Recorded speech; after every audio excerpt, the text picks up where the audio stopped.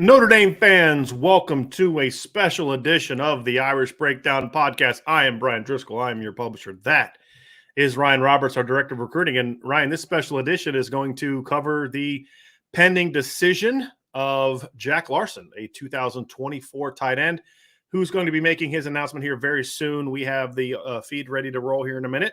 Once they get rocking and roll with him, we'll bring it up. But Jack is a 2024 tight end from Charlotte, North Carolina. He goes to Charlotte Catholic High School. Talented player, four-star kid. In our view, both of our view, he's ranked as the number 49 player in the country by 247 Sports. We'll get into his rankings because it's a bit interesting. We'll get into that here a little bit too. He is deciding tonight between Notre Dame, Michigan, Clemson, NC State, and, of course, North Carolina, the in-state school. So, Ryan, this is a kid that Notre Dame's had on campus 4 times in the last year, including most recently at the Irish Invasion Standout. So, that's an incredibly talented tight end class, Ryan, but this is a kid that Notre Dame clearly stepped in and identified early as a guy that they really like and really wanted. Yeah, and it looks like a really good tight end group just in general for 2024. We're talking like full class landscape, but I mean, as you said, Brian, they had a short list, and Jack Larsen quickly went right near the top of that list. So they've identified him quickly. Yep. Let's get in here and let's get the sound on. Was this decision for you? It was definitely tough. A lot of good programs I've been recruited by, and now I know where I want to be, and I'm excited to announce it. Jack, not everyone gets the opportunity to go through the recruitment process. How would you describe that process to someone who doesn't necessarily know that much about it? I would say, it was awesome. At first, obviously the offers were great, and going all these different places, it was amazing. But as the process goes on, and when you go visit schools, you narrow down your list, and now I'm kind of done with my recruiting process, and I'm ready to show the world where I'm going to go. Yeah, certainly. When you get to the end of it, you're ready to make that decision and announce it and get it done and behind you. When assessing all these schools and all these programs, what factors were you looking at specifically? Definitely like education was huge. A place where I can get a good degree. Obviously the football program, winning excellence and stuff like that. And then somewhere I feel, home, and kind of a family environment. And no matter where you go, you're certainly going to get, a lot of good things in terms of both the football and the academics. The scouts and the guys who watch you, they talk about your size. They talk about the athletic ability that you have. How would you classify your game? I would say, definitely receiving. I can catch the ball really well. I can also block. It's do everything a tight end can do, and definitely a receiving threat. So some of the list. Well, if you're getting some reps on the defensive side of the ball, you probably certainly know about some of that contact in terms of blocking. Is there a guy at that next level that you look up to or try to emulate? I would say probably George Kittle is the one I watch a lot in the NFL. Just because he can kind of do it all. He can block and catch, and there's not a lot of weaknesses to his game. Does the red hair have anything to do with it as well with Kittle? Maybe a little bit, yeah. 85 too, yeah, yes, sir. Jack, how much does family and location to home have to do with the decision that you're about to announce?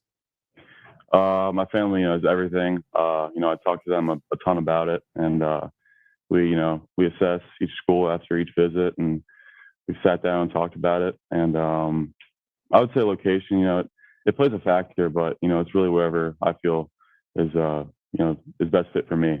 So. Okay, Jack, it's almost time. The next time that we talk to you, it'll be time for you to announce your decision. Sit tight. We'll be back to you shortly. I really, really hate the way these things go. I think we had the same reaction. I had to get off the screen. Seriously, this guy's so bad. He needs to stick to hockey.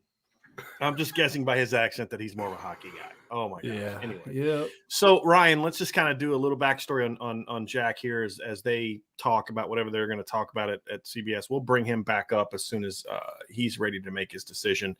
Mm-hmm. It's just actually kind of interesting because in the past we've kind of said, well, do you really want to decide this soon? We had a question about it today in the mailbag. But it was pretty quick. I mean, there's some talented tight ends on the board, but it was pretty quick that Notre Dame really settled in on on Jack Larsen being that guy. I think other schools did too. Obviously, NC State's been making a hard push for him for a year. North Carolina settled in on him. Clemson, I think Clemson kind of got into the mix a little later. They didn't offer him until June. They were recruiting him, but they didn't offer until June. Clemson's also very picky with offers. They just have this thing. That's kind of their thing. So they're usually late offering kids. But, and then obviously Michigan has been really pushing hard. So those 5 schools have all been really pushing for him. And, look, he's been out and about. I mean, this kid's made a lot of trips to a lot of places. Yep. And, it's interesting to see how his recruitment has kind of sped up. It wasn't originally the plan. This wasn't originally his plan, was not to commit this early in the process either. Because I know we've talked to him before, and this is kind of a change for him at this point in time. Yeah, he was a kid. I believe, Ryan, if I remember correctly, the first time I talked to him, I'm pretty sure he said that he didn't want to commit until like next spring or summer, like of his junior year, right? So it has gotten sped up very quickly. I mean, I think that everything I've talked to Jack, I don't think Jack is honestly a big recruiting guy. Like, he doesn't really care about it that much. Like, he wants to, he's got, and I like the answer of George Kittle, right? Because like George Kittle's kind of a no nonsense type of dude, right? Like, Jack is also gives me that same type of vibe, right? Like, he wants to play ball. And I he said, I'm ready to get this over with. I'm ready to be done with this. Exactly. Right. Yeah, well, he knows what he wants to do.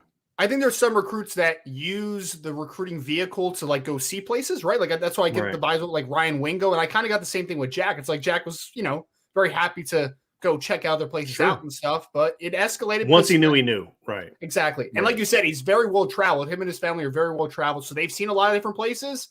And obviously there's a place that we'll find out soon that has made it stick for him. So sure. And I think that's the thing is once you figure out where you want to be, I got respect for kids that say, hey, look, it's time to get it over with, and we'll find out where that is.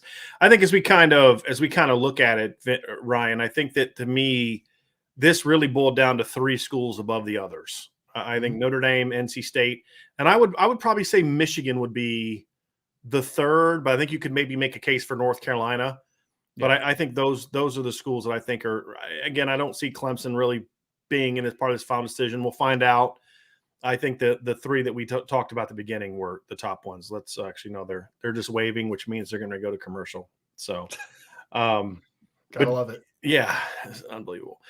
Anyway, so I think though when you look at the schools he's looking at, it's interesting because he talked about distance. Sounds like distance maybe early on was a factor. But as they got out, I think this is why it's important to go on these trips is because you kind of get out and you okay, this is what it's like going away. This is what it's like going here. He's been to Michigan. He's been to Notre Dame. He's been to some of these other places. And you kind of get to see like, okay, look, hop a flight.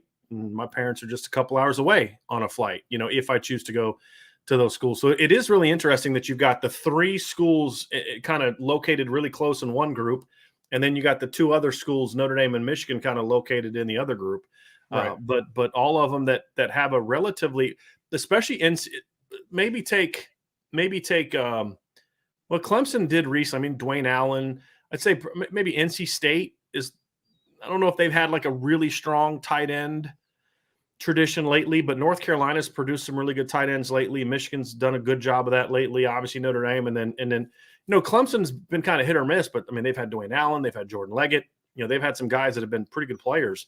So they're definitely all schools that want to use the tight end. That's the one thing for sure is they're all schools that would like to feature the tight end in some way, shape, form, or fashion. And I think it's easy to use a guy like Jack. I know we'll probably get into his film later in this podcast, but he's a guy that is that modern tight end, right? Like he can play out wide, he can play in the slot, he could play in line a little bit. Like he can do a little bit of everything. So I think most offenses could get something out of him, even if you're a more, empty or 11 personnel team. Like you could stick him out there, and I mean he can play slot in an air raid. Like he could be that type of big slot. So I think there's a lot of ways that you obviously can use a Jack Larsen for any offense. Yep. And they're getting ready to go to him here in a second, so we'll be ready to pull that up on here soon. So it is going to be interesting to see. One thing I did like too is he's been to a lot of camps. This is a kid that's gone to places not just to visit. He had no reason to work out at Notre Dame. They didn't pressure him to work out. He just decided he wanted to compete. What time you need, and tell us where you've decided to play college football. Can everybody hear? All right.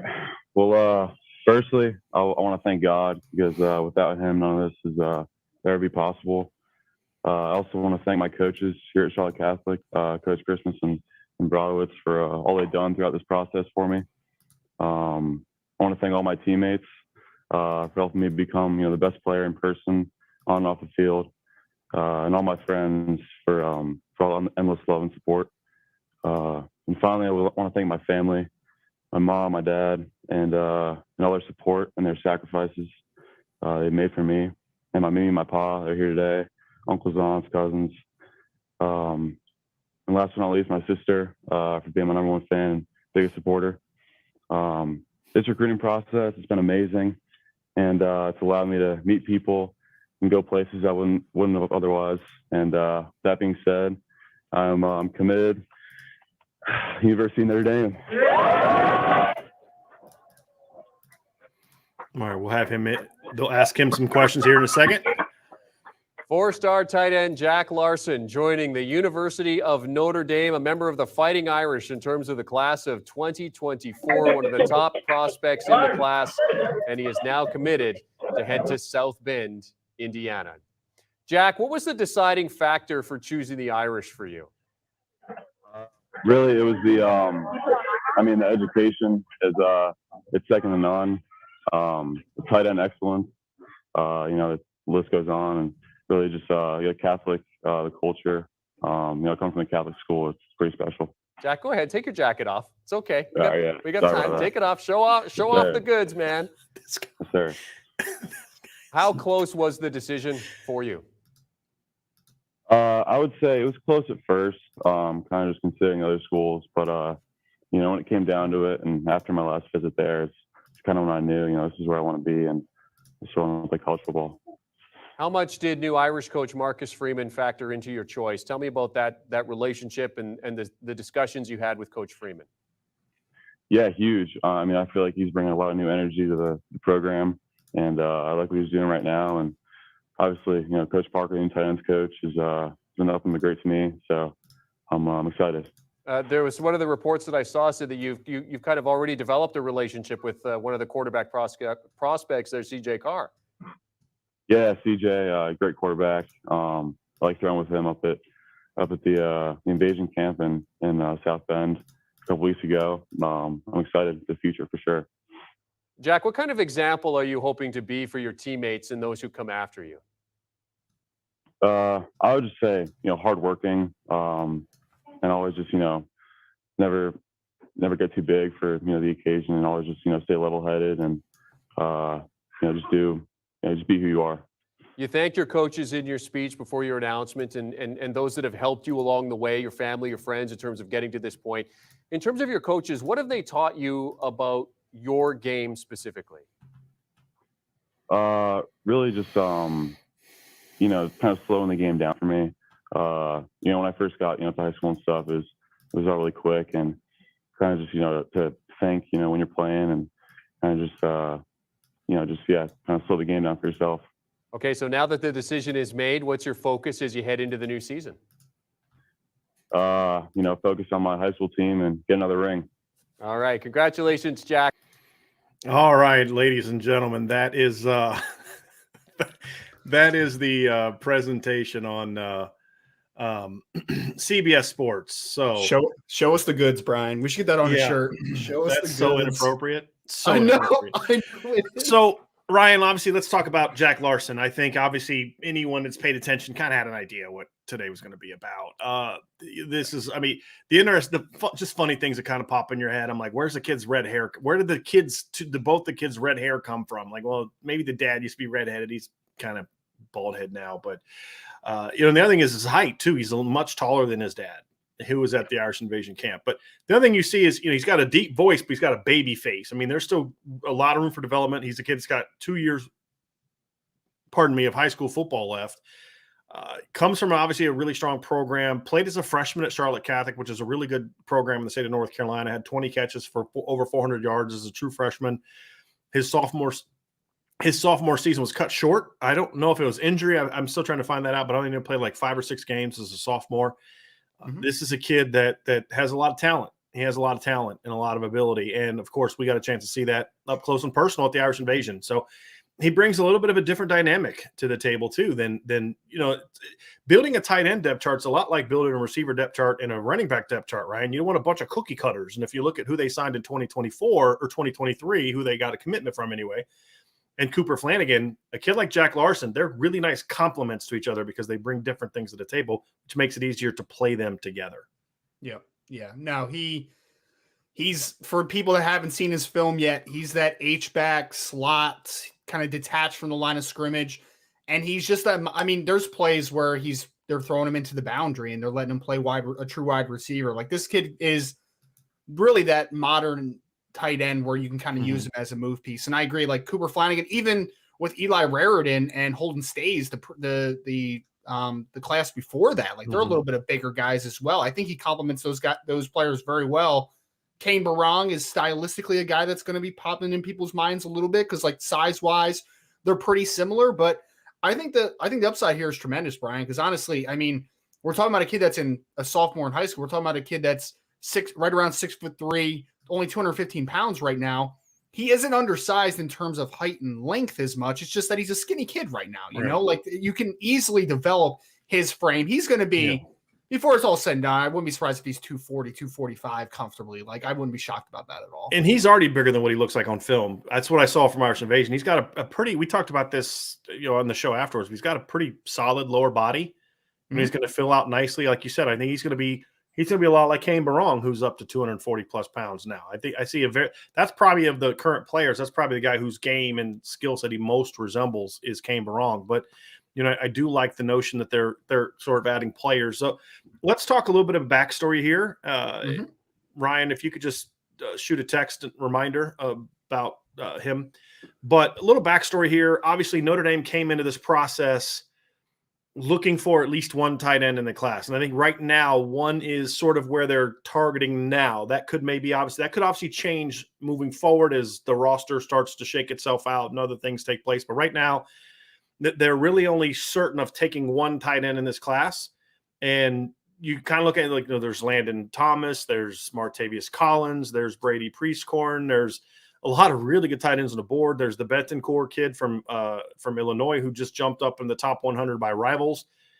Very early on, the Notre Dame staff, and it wasn't just Jared Parker, who, by the way, is now on the board. This is the first commitment for Jared Parker, by the way, one of the new coaches who had yet to receive a commitment. He now is on the board, and I like the fact that CJ brought up Jared Parker before he was asked about it, just kind of said it. So it was good to hear that relationship was part of this factor as well. So when you look at where things stand here, it really, even though there is interest from a lot, I mean, Brady Priestcorn was at Irish Invasion. Betancourt was at Irish Invasion.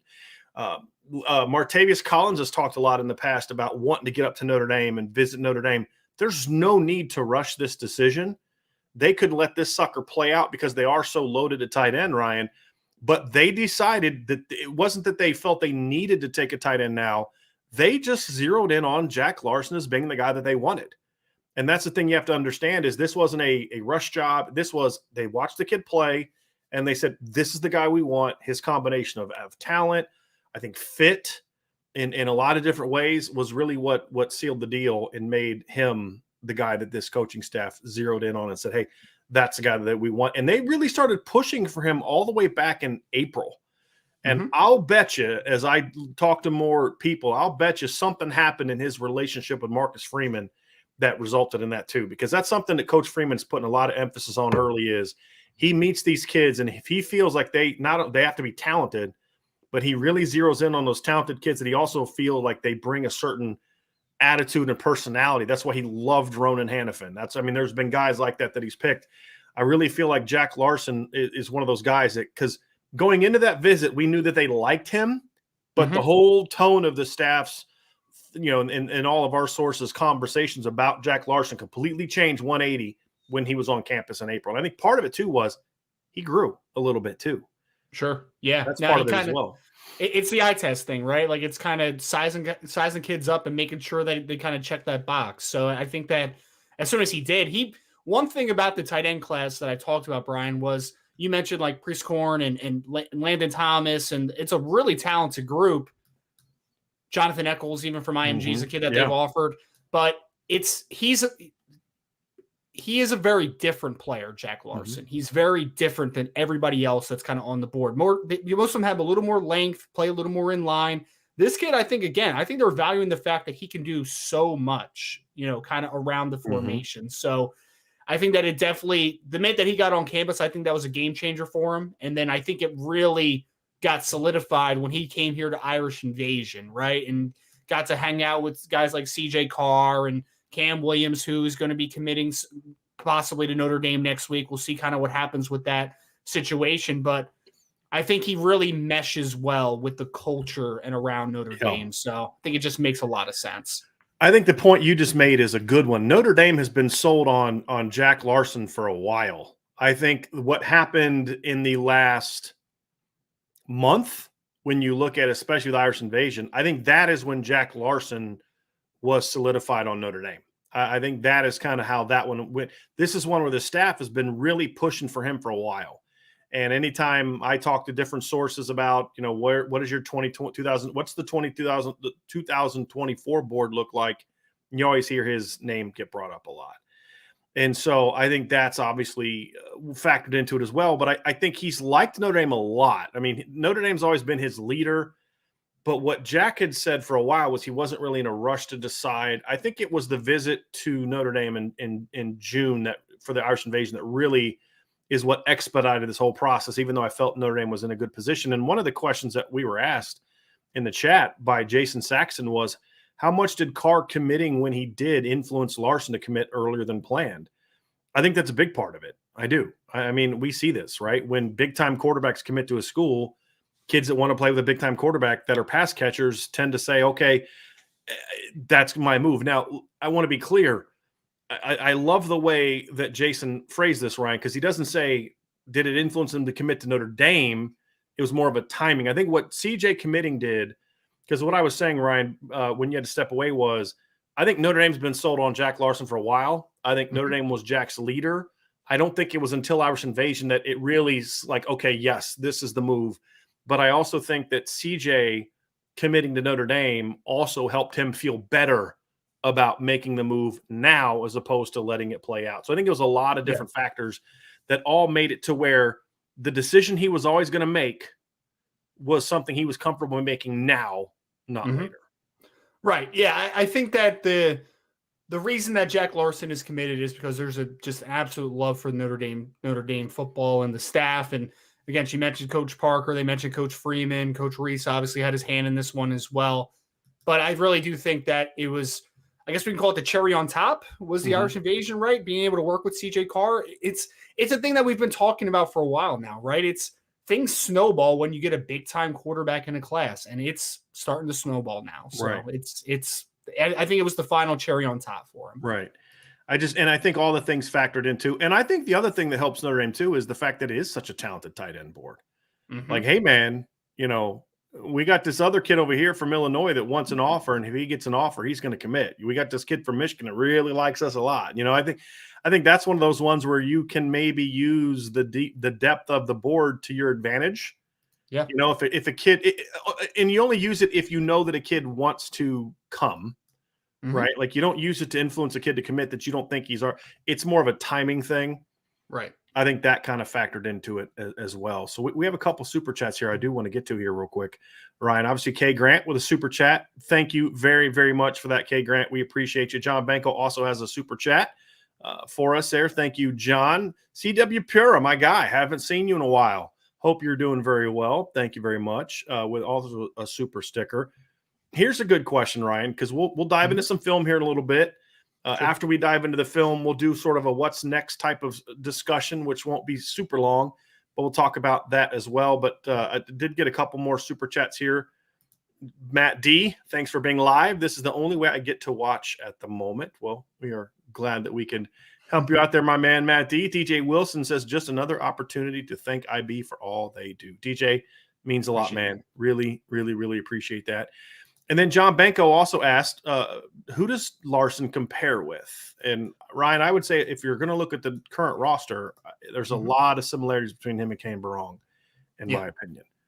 Yeah, no, I think that one makes a lot of sense. I actually liked one that someone put in the chat at some point, Brian, when somebody said Chris Cooley. You remember Chris Cooley that used to play with the Redskins? Oh, yeah. That's kind of an interesting one, man. Like he was more like a undersized guy. Yeah. Yeah, big slot, H-back type, good hand. I mean, the one thing when we pop on that film, this kid has some great hands, man. Yes. Like really makes some incredible extensive catches. So yeah, I kind of like the Chris Cooley. Just think of your H-backs in the modern game. Maybe a Jordan Reed that came out of Florida a few years ago, but I really do like that Chris Cooley comparison. That's very interesting. And like you said, the Kane Barong makes a lot of sense for current Notre Dame players. Right. Because he's a kid that can play in line, but not a kid you're going to play in line all the time. Right. You know, a guy that you're going to find ways to move him around and all those type of things. And I think that is, again, where that – because Chris Cooley oftentimes in his career was always partnered with another tight end, a more traditional tight end a lot of his as well. Yeah, like a bigger blocker. Yeah, right, exactly. Right. So that's another aspect of it as well. So, you know, Ryan, we had a comment from Kenny Moore, and I just want to bring it up. He said, wow, this kid's ranking is all over the place. 247 has him as an elite player. He's ranked number 49 in the country. While Rivals ranks him as a 3-star, hopefully 247 has nailed this. Yeah, On3 has him as a 3-star as well. Look, I think you could say, okay, maybe he's not a top 50 player. I think you can make that argument. I'm not saying I would necessarily go with it or not. I think it's too early to be ranking a lot of these kids. But I kind of looked at the tight end stuff and I kind of got a chuckle out of some of these. Like, look, if you want to rank him, like Rivals has him as number 8 tight end in the country, when it's such a deep tight end class like this, you're going to have some disagreements. And with him being more of not a traditional tight end, some people are going to ding him a little bit more. Sure. But if you're the 8th tight end in this class, you better be a flipping 4-star player because this is a loaded tight end class. And the way I look at it is if you're in the top 10 of this tight end class, you're a 4-star player. So some of the stuff in there doesn't make a lot of sense. But yeah, this is another in a long line of rankings. And On3 has him as the 15th best tight end in the country. So number 3 tight end by 2 force. Yeah. I don't think ESPN probably doesn't have him ranked yet, right? No, I don't. Do they have any sophomores ranked yet? They might not. Yeah, because they're always late to the game. But how you go from number 3 tight end by 247 to number 15 in On3 is just kind of strange to me. Yeah. That's what this has turned into, right? Like you're seeing this really, really these big gaps among people, like where Micah Bell is a borderline top 100 player by 2, a definite top 100 player by 1, and then not even a top 50 player in his own state by On3.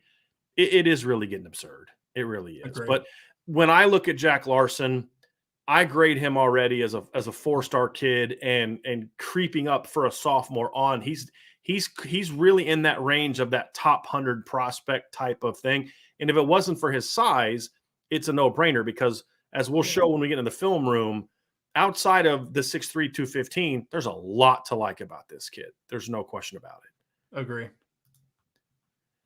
So let's get to some more questions here, Ryan. As we are we good to go, or is that still waiting? Okay, so let's get to some film then. So let's pop into film, and we are going to break down some film. So as we always do when we have these type of shows, we are going to have a film breakdown. So where we kind of give you all a glimpse of just what a kid can do on film. It's just highlight based. So we won't spend it's not game film. So there's always more you can learn from game film. There's some game film of him online. If you want to go find it, you can look at it. But we're going to get into this, Ryan. And of course, the first thing you'll notice is he's not the biggest guy. And I would say this, Ryan, he's not a burner like you'd expect. Like he doesn't have necessarily the straight line speed that Kane Barong brought to the table. But one thing I like about this kid is his overall athletic skill set is really impressive. And even though he doesn't have burner speed, he gets off the line quickly. Yep. He's very smooth player. This got ruled out of bounds, but he is not happy. It looked like a catch to me. It's only 1 foot in high school. Yeah. I thought he got it down too, but just the extension. This is what I'm saying. This is a 6'3" kid, but look at the catch radius to go up and get it. I thought he got a foot down, but he's got really strong hands. We saw this at Irish Invasion as well too, Ryan. Is he catches the ball clean. He catches the ball away from his body. Yep. He tracks the deep ball extremely well. And then you can see some long speed. Because people are going to talk about the frame, obviously, right? But the thing that I'm impressed with most is nothing gets into his frame. Like every he's a hands catcher. Everything's away from his frame, so that just doesn't matter as much to me. Again, not a burner per se, but you see the get off is good. I like how he comes off the ball, gets downfield quickly. He's got some really nice athletic traits. It's great and his hands catch. concentration down the field, too. It's not just about having hands. Like, you can have strong hands and not be a great pass catcher when things are contested. You have to have some semblance of really good hand-eye coordination, balance, focus, and some strength. And this kid competes for the football. There's no doubt about it. Like, look at that. He's about to get hit. Doesn't catch it clean, but as he's getting hit, he's still fighting for the ball. It's really good concentration and focus. This is an easy big slot seam runner right here too. Like, he can do all that type of stuff. Yep. He lines out wide a decent amount in high school in situations like this, and this is really where you see his route running. This is great body control right here. Really like this play, and that's one thing I noticed on film. I don't know if you agree. He's got really good feet. He's really nimble, but he's got really loose hips, and which allows his body control to be good. Like, he's got a little bit of receiver in him in that regard, in my opinion, and it allows him to make catches like that. But he has a really nice nuance as a route runner too. Like, he understands how to get open. Yep, he really does. Even right there, like, he could have kept running that drag into that backside defender, but he kind of settles into that zone a little bit. He starts throttling down. He's like, I have space here. I'm in the space, and easy catch. And the quarterback puts it right where he needs to put it. That's a really nice read by the quarterback too. Sure is. This kid's not a bad player. I'd be curious to find out what grade he's in. Like, see if some ACC schools maybe taking a peek at him. Here's one of the routes I was looking at earlier, Ryan. You'll see him just really manipulate. See, he kind of uses a little stutter move to kind of get a read. Well, a lot of times what you're doing in this instance is you're not coming off fast because you're trying to see what this corner is going to do. Because this corner is playing with outside leverage. So you want to find out what he's going to do. Is he going to square me up? Is he going to sink his hips, which shows me some cover two? What's he going to do? So it allows the corner to dictate. He sees that guy squats, and that allows him to make a move to quickly get outside. Then you see he gets vertical and then gets his eyes up like he's looking in, and then bam, snaps it back outside, gets himself wide open. He's got this cornerback in knots. This kid just doesn't have a chance. I really like how quick he is too, and he's explosive both off the line of scrimmage and out of breaks too. I think that he has a lot of upside as a route runner overall. One thing I noticed from film and at Irish Invasion, there's times when he'll get a little bit choppy, but when I watch him, it's a technical thing, not an athleticism thing. And what I mean by that is some guys have really tight feet or really tight hips or maybe stiff ankles, or they're just not really super athletes, and it takes them a lot to get in and out of breaks. They just can't do it quickly. Yep. Even here, like, he's a little choppy. This is a technical thing, but watch him sink his hips here. He has an understanding of what he's doing. He's going to have to work on the technique aspect. His feet are not good. His footwork, is not good here. But you can even see he understands, I got to sink my hips, right? And then once you clean the footwork stuff up, he'll be better out of this break and he'll get more separation. But this is another example of guys draped all over him and he still catches the football. To quote Zach Martin in the chat, yes, he's a natural plucker. You're never going to live that one down. It's another great field awareness, another strong, tough catch. This ball's got to come out quick.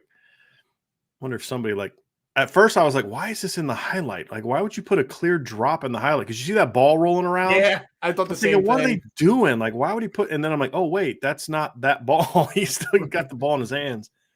Long day. I had the same idea, though. And then you get some effort, man. You get some effort in the run game. He's got some toughness to him, Ryan. He does. Yep. As he gets stronger, he'll compete in the run game. He'll compete in the run game. Again, are you going to have him blocking 9 techniques all day? No, you're not. Can he do it in a pinch? Yeah. Can he do it from a H-back or a fullback alignment? Heck yes. Absolutely. Absolutely in those instances. Yep. So think for people out there, think of Tommy Tremble, how he was used. Right. He wasn't really used as much in line as he was off the line of scrimmage, at fullback, that type of deal. Exactly.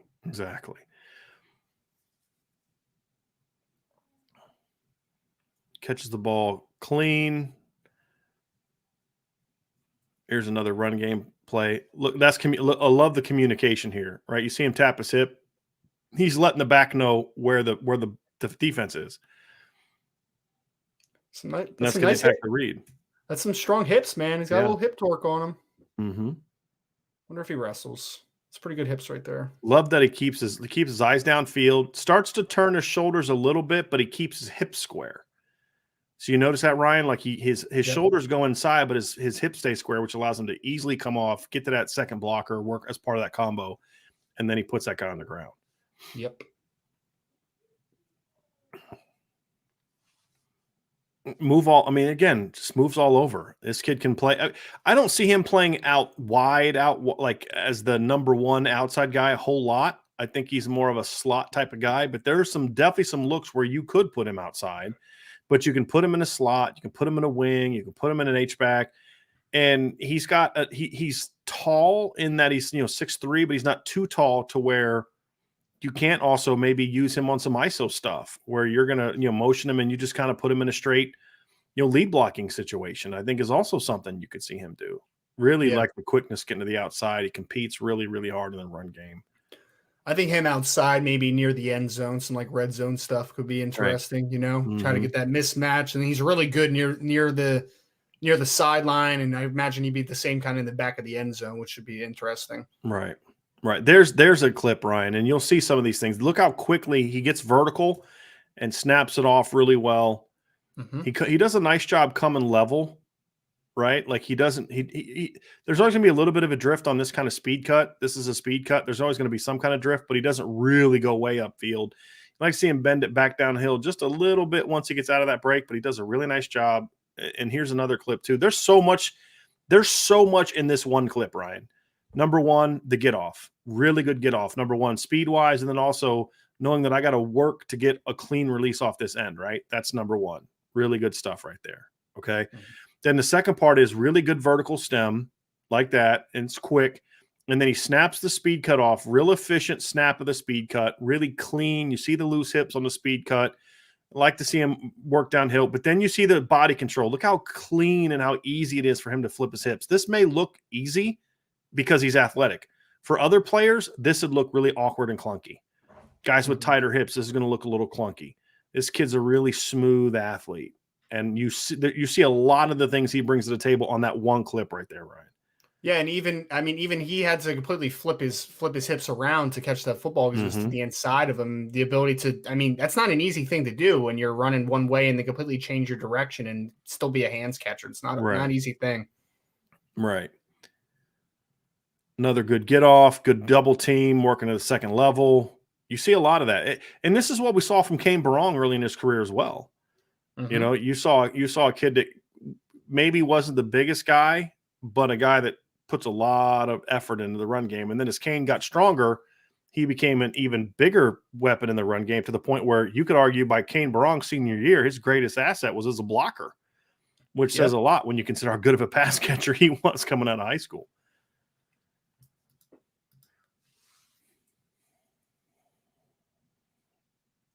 Going to have to use his hands a little bit better there to work through some of this trash. That's again, that'll come as a sophomore.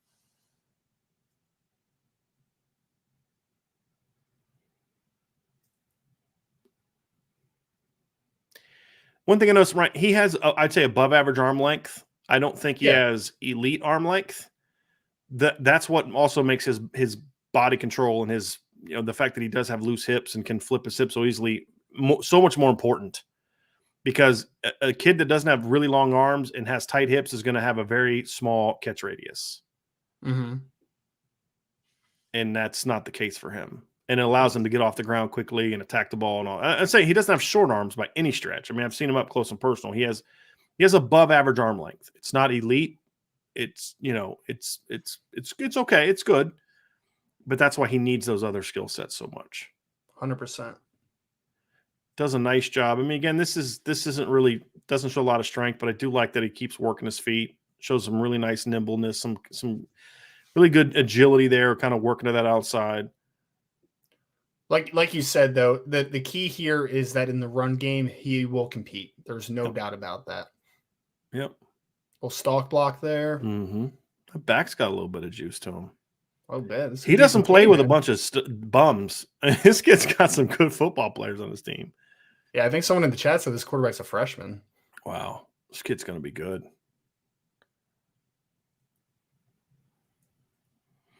You're going to see him do more of this in college too. Look how quickly, this is another example of how quickly he can flip his hips, Ryan. This isn't like great technique, but this just shows athleticism that he can kind of come off and just quickly just turn around, present the quarterback with a target. This is when you'll see kids sometimes get lazy and kind of let the ball come into their chest. And even here, he snatches it. He goes and gets it. I love that. And now I know why he wears number 85. He was talking about George Kittle. So makes sense. Yep. I kind of like when tight ends wear numbers in the 80s. Good for Eli Rarid and all that, but I don't know. I kind of like that. There's more effort in the run game. If Tyler Eifert was an 80s guy, then all tight ends should be an 80s guy. Michael Mayer's an 80s guy. I got nothing wrong with it. I used to love Dallas Clark for another H-back guy, but he wore 44. Nice feel for this right here, Ryan. A little post curl. He needs to come back to the quarterback a little bit more. But again, you see the quickness, right? You see his knowledge of where to settle. Like I can nitpick a little bit of certain things, but he just knows how to find that sweet spot. Quarterback gets him the ball. It's a good ball. Yeah, it's a good player.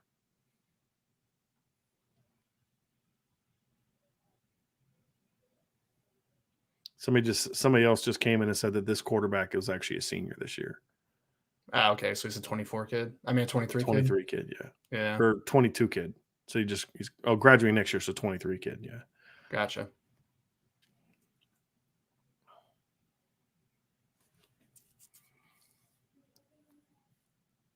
And keep in mind, I think it's only like 6 games these highlights are coming from. Mm-hmm. So as we kind of get to the end of his highlight reel here.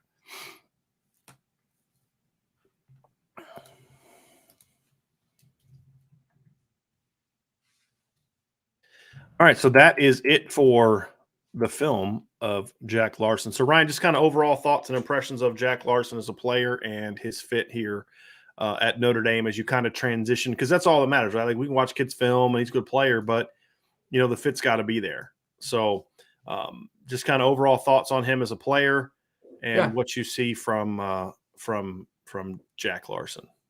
I think the big thing for me is movable chess piece, right? Like he's a kid that can play out wide. He's a kid that can play in the slot. He can do some stuff from H. I think he can do some stuff eventually as he fills out like a Tommy Tremble role potentially as a fullback, because I think he has enough blocking chops there. So this kid is literally what the college game and NFL are both going towards, right? Like it's a space-driven league. This is a kid that you create space for. Like that's what I see for him, right? And he understands how to evaluate, manipulate, and take advantage of that space. So this kid is the modern version of a tight end, because I think for a while we had the Kyle Rudolphs, the John Carlsons, the Anthony Fasano's, like these bigger versions of tight ends, and now we're kind of moving more towards, because you're always going to have your Cole Kmets at times, you're going to have your Michael Mayers, but you talked about Tommy Tremble, we're talking about this body type, we're talking about Kane Barang on the roster as well. There's a role for this smaller H-back movement-based tight ends, and I think that's what you're going to get with the Jack Larsen. I think for me, Ryan, when I look at Jack, I think I see a kid that's an ascending player. Obviously, he's a rising junior. I see a kid that's an athletic kid. I see a kid that really his final prognosis, I don't know if like sometimes when you see a sophomore, like, okay, you see CJ Carr, and you say, okay, well, this is where I think CJ Carr can improve, and this is, but this is the trajectory his game is on. I think with Jack, it's going to be very interesting to see kind of just how his body develops, right? Like, is he a kid that's kind of reached his peak height?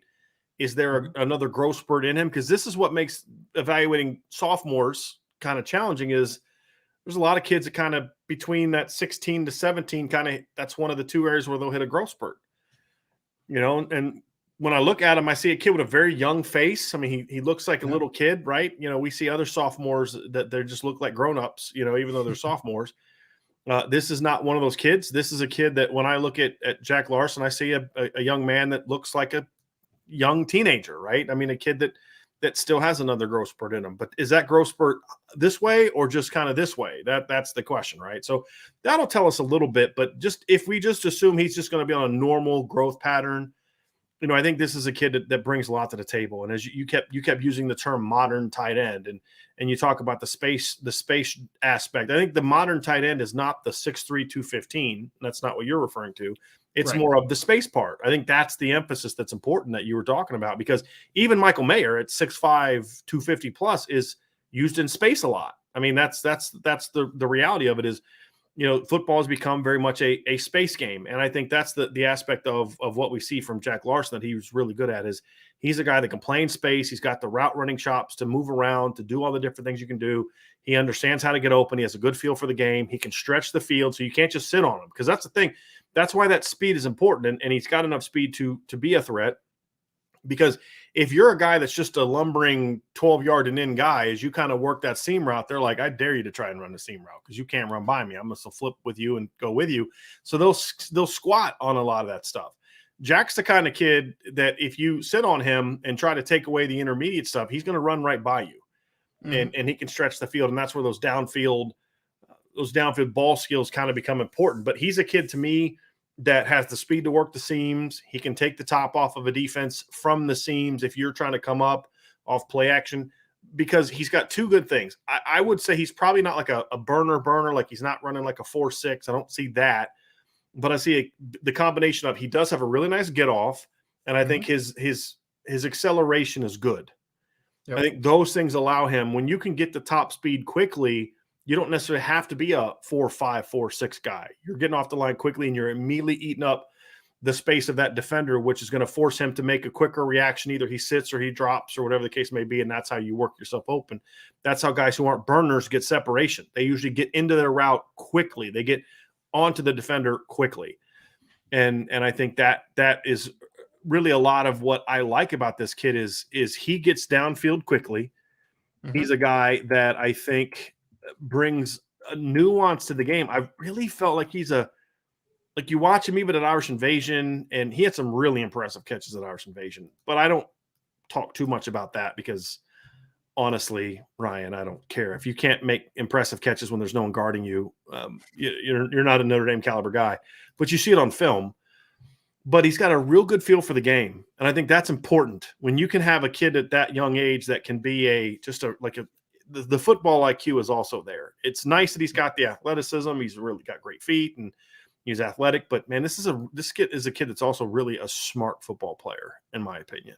Yep. He's what I would call a quarterback's best friend. We talked about like his ability to read zone coverage, kind of sit down in unoccupied areas, and the hands catcher thing is my biggest thing. So he got to know his future quarterback a lot at Irish Invasion, CJ Carr, and I think CJ is probably as happy as anyone, maybe outside of Jack and his family today, that he's going to be Irish, man, because he gives me the vibe, Brian, because like you said, he's a good athlete. I think he can stretch the seam a little bit too. I think that he can take the top off in certain situations.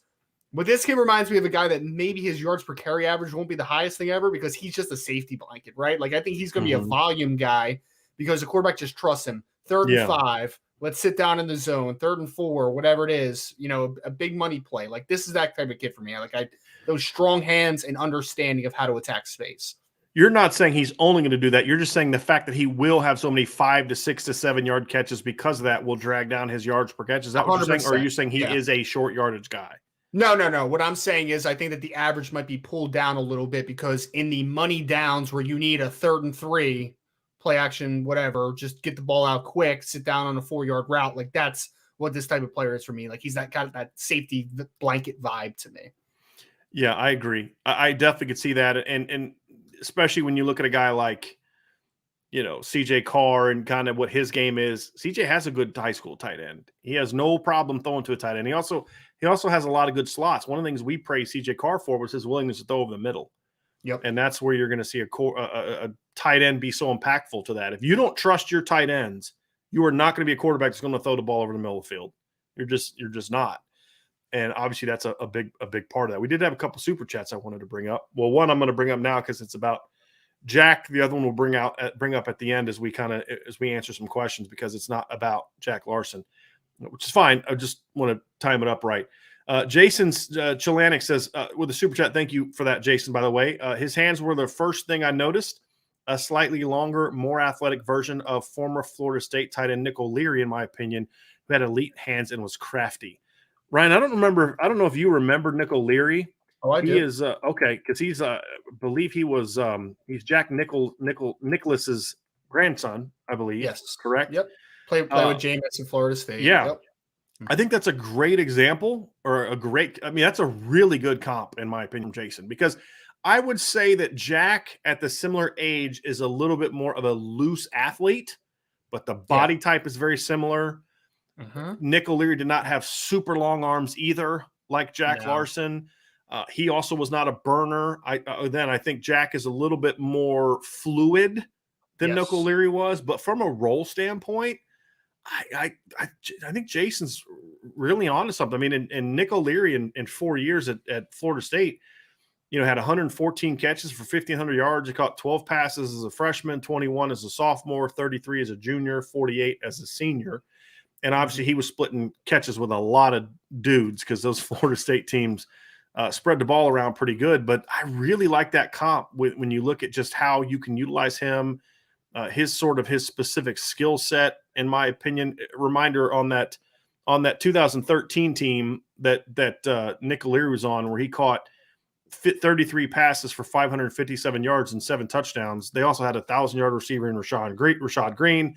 They had a 1,000-yard receiver in Kelvin Benjamin. They had a receiver, Kenny Shaw, that had over 900 yards. So that's actually really good production when you consider how many other big-time players were catching the ball on that football team. But I like that comp. I mean, if you're looking for a comp that's outside of Notre Dame's, I think Jason's comp of Nick O'Leary is really a good one. And if that's what he turns out to be at Notre Dame, it's a big win. It's a big win. Because he was a good football player. Oh, man, I had a soft spot for Nick O'Leary. 35 with no gloves, man. He was a fun time. It was a fun time. But, I mean, the one thing about it is you just mentioned a couple of the guys that got more publicity. Obviously, Brian, right? Kelvin Benjamin played in the NFL. Rashad Green played in the NFL. They had better stats, obviously, wide receiver to tight end comparison there. But what Nick O'Leary was for that team was the comforts. Like, I mean, he was a guy that you could depend on at all times in the red zone, in a crucial situation. Great hands. I mean, Nick O'Leary had some phenomenal hands, man. I feel like he never dropped anything. So I think the comparison's apt. I think it is. I'd say, and you mentioned it already, I think that Jack's a better athlete overall than a Nick O'Leary was. But from a hands perspective, from a body type perspective, yeah, Jason, I can see that one for sure. Yeah. And, I mean, I think when you kind of look at you mentioned the security blanket thing, I think we saw that a lot from Jameis Winston, especially in 2014, as Nick's production jumped up. You saw him, like, when he'd get in trouble, he'd look for Nick O'Leary. I mean, that's one of the things he would do. So I really like that. I really like that comp from Jason, very much so. Yeah. So before we're going to have some questions. So if you all have some questions that you want asked or you want us to answer, shoot it now. We've got some that we're going through starring now. We'll get to a lot of others, but if you have some throw them into the chat now. We'll answer those here. But before we do that, Ryan, I did want to talk about sort of the what's next aspect of it, because I think this is one of the question marks when you look at where Notre Dame is kind of asking around and talking to different people. It sounds like Notre Dame is going to be fine right now taking one tight end in this class. And I think that's kind of their objective. And to me, we had talked before about the possibility they would take 2 and that they, what would happen if they were to take 2 early on. I think Notre Dame had looked at 2 as being as where they kind of wanted to go. But I think they've settled in on 1. I think there's needs at other places right now based on how the roster is going to shake out. You've got Cam Barong is going into the 2022 season as a redshirt freshman. He's got 4 years left. Obviously, Holden Stace and Eli Raridan. You've also got Cooper Flanagan committed. So I think numbers, they're comfortable with the numbers. Things could change if the roster changes. These are rising juniors. They got 2 years before they enroll in college, right? So you got time to change course. Yep. But this is the guy they did settle in and say, I think this is kind of where they want. So I think what this staff is going to do is kind of keep in touch enough with some of those other guys that if things change over the next few months, let's say there's an injury, let's say something happens, you can quickly turn to somebody. But I don't think that taking a second tight end right now, in my opinion, Ryan, in this particular class, is really a big priority for this Notre Dame staff at this point. Yeah. I think they like Jack, identified Jack, and they said, if we get him, we feel good about what we're going to do in this class. Yeah, I agree with you. And I think, again, we talked about the fact that he's so different than the rest of the board. Like you said, let's keep in touch with Brady Prescorn and Landon Thomas. You know what Jonathan Eccles, Martavius like Collins, Jonathan Eccles, yeah, right? It's such a good exactly. tight end class. It's so good, and all those other guys can all play with a guy like a Jack Larsen. They're all just stylistically so different than him. So I agree. I think keeping those options open, and as the roster kind of constructs itself, and you see how it's, you know, maneuvering and changing over time, then you can kind of see your options of potentially taking a second tight end. And I think that they potentially could down the line. But for now, Jack Larson's their guy, and Jack Larson's a good one. So I think the other aspect of it is I think the fact you mentioned something about Ryan, him being different than the other tight ends in the class. Yep. But I think for Notre Dame, it was more about him being different than the other tight ends on the roster. Sure. And especially the two previous classes, which would be 23 and 22. It's the thing is, Kane Barong's about to be a redshirt freshman, and there's like a 4-year class difference or 3-year class difference between the two of them. It's just I say this a lot, but it is crazy how this recruiting process is expedited. But when you look at him, I think that is really when you have such a great tight end class and guys that you like and guys that like you, you've got to look for some differentiators, right, Ryan? And that is, okay, who maybe is the best fit? You know, who do we think fits in stylistically? Who do we think fits in their game? Who do we think fits with our roster? And who do we think fits at Notre Dame? And I think the fact that he checked all those boxes is really ultimately what made the staff comfortable to make the push for Jack, is because it's not always about taking the best player. If it's okay, these are all really good players, but we're zeroing in this guy because the fit in what we're looking for is different, you know? So if you sign 2 hammer running backs in a row, the number one, you know, player on your board may be another hammer back, but he may not be the guy you want because you need a different style of play. And I think when you look at Cooper Flanagan, who is Cooper Flanagan is the sort of the anti Jack Larsen, right? I mean, they are completely different players. Makes them sound evil. No. I didn't say that. But he is 6'5". He is growing. You know, he's 240 already, if not bigger. He is an inline guy almost, you know, through and through. He's a big, strong kid who does his best work in a run game, who's evolving as a pass catcher. That's like the opposite of everything we would say about Jack Larsen. You know, not the biggest guy, not, you know, can block, but he's more of a pass catcher. You move him all around. Well, do you know what that means? It means it's going to be a lot easier that someday, if those are your number 1 and number 2 tight ends, that you can use them together as not in a rotation, but together. And you can use 2 identical tight ends together, no question. But what it does is it limits what you can do. Can you use two Cooper Flanagans? Yeah, you can. You're gonna be a really good running team, you know, and your tight ends you're gonna be a really good play action team, but your tight ends are gonna be limited. If you line up to where you go and you know you boom out and your tight ends are lining out wide, the other team's not worried about that. It's like, your 4'9" tight end who's really good doing this is not going to scare me being lined up out wide. But when you can have Eli Raridan and Holden Stace and Cooper Flanagan and then Jack Larsen, it's like, okay, so Cooper can do this really well. Holden's kind of that jack of all trades kind of guy. Jack Larsen kind of fits that. And then Eli Raridan is sort of like the Tyler Eifert type. Yeah, you can line him up attached. You can handle his business, but he's a guy you want lined up out wide at W. He wants you doing all this. It makes it a lot easier to say, okay, not only can we use these guys as part of a rotation, but we can use these guys together and present a lot of different looks for a defense, whereas 2 H-back types or 2 traditional tight end types really limits the different ways that you can attack a defense. And I think that factored in also, I think why Notre Dame targeted him above the others is a lot of really talented players that kind of all fit into that A group. Why Jack Larsen? I think he checked the fit box as a student. I think he checked the fit box as a need as a football player, and then he checks the boxes in regards to talent and upside and all that other stuff. And I think that helps you understand why did they settle on him, not settle. Why did they choose him this early? Why did they not let things play out? I think those are the things that factor into it for me. Yeah, I mean, fit matters, right? So it could be as simple as this. Maybe they had 3 tight ends on the board that they had similar grades on, right? because you kind of do your film evaluation and you like guys to certain levels.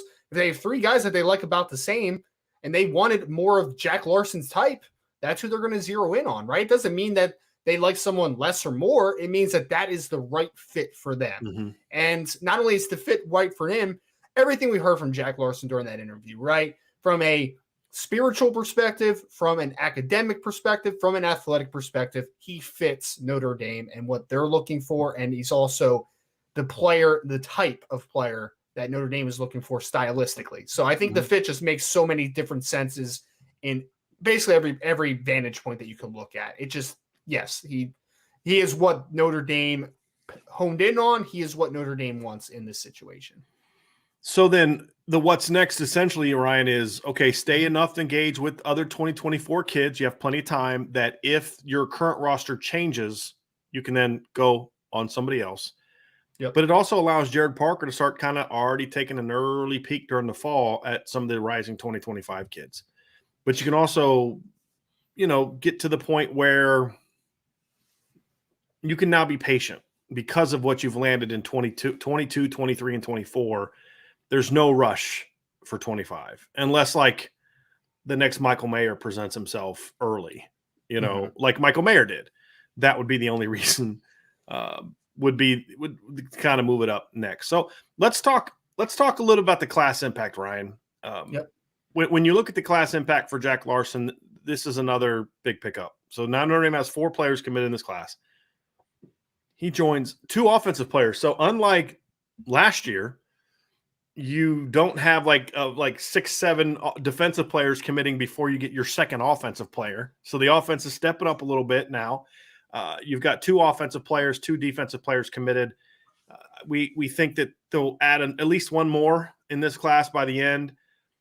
But it just is another example of Notre Dame really just getting off to great starts because they're not just taking good players.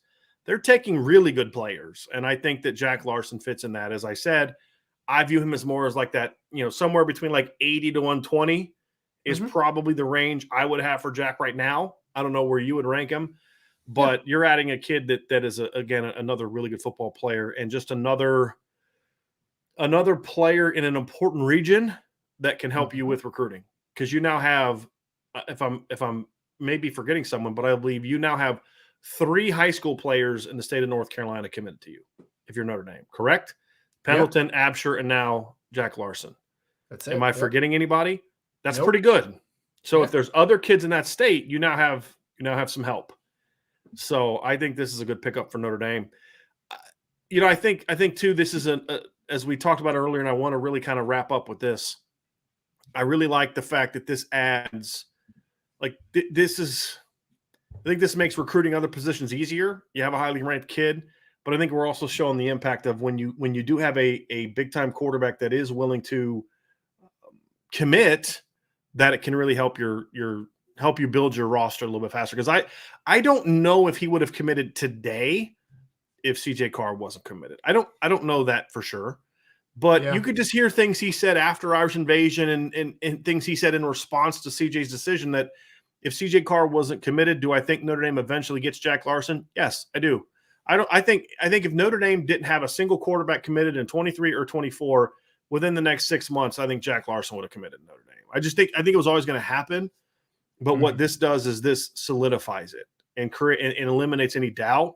But it also expedites it. And I think that's the important thing. And I think that may happen again soon, in my opinion. Did you see CJ Carr's tweet this morning? Oh, he didn't. It said something, and I'm paraphrasing here. I'll look it like up now. Big day for @Jack Larsen with like a clover or something. I'm like, I wonder where he's going. Let me look at it. And then he put the baby at the hockey game getting all big day today for Jack Larsen. Yeah, okay. Pump the brakes, CJ. I want to be taking the kids a moment.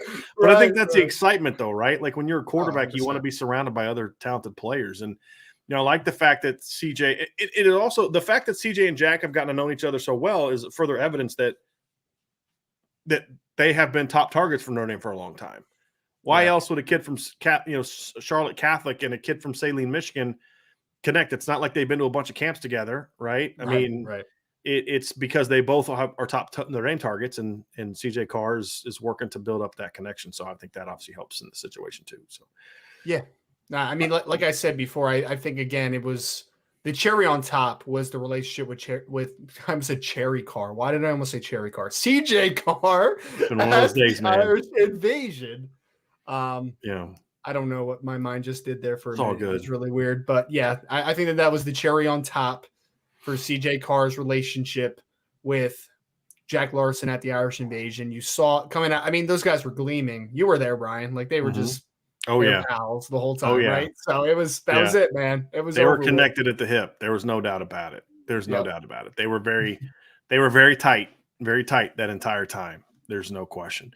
So I'm going down here and getting through. Just trying to find some more questions from them, but we do have some. Ryan, we talked about Kenny Moore's question earlier.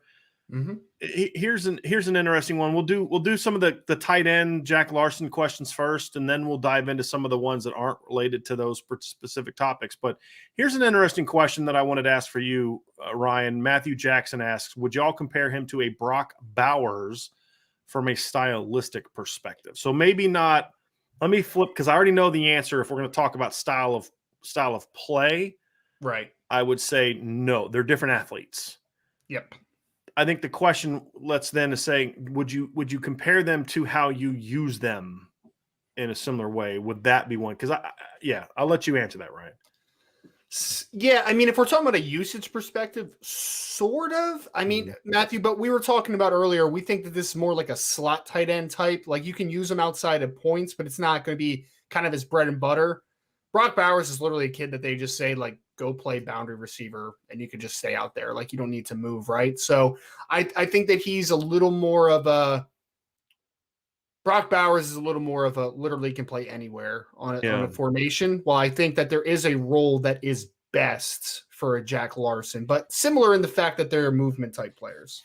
And I think Brock's a little bit more of a vertically oriented player than Jack is as well. So I don't know if that would necessarily be my top comp. I think there's some things, Matthew, that I could see where you would say that. I could.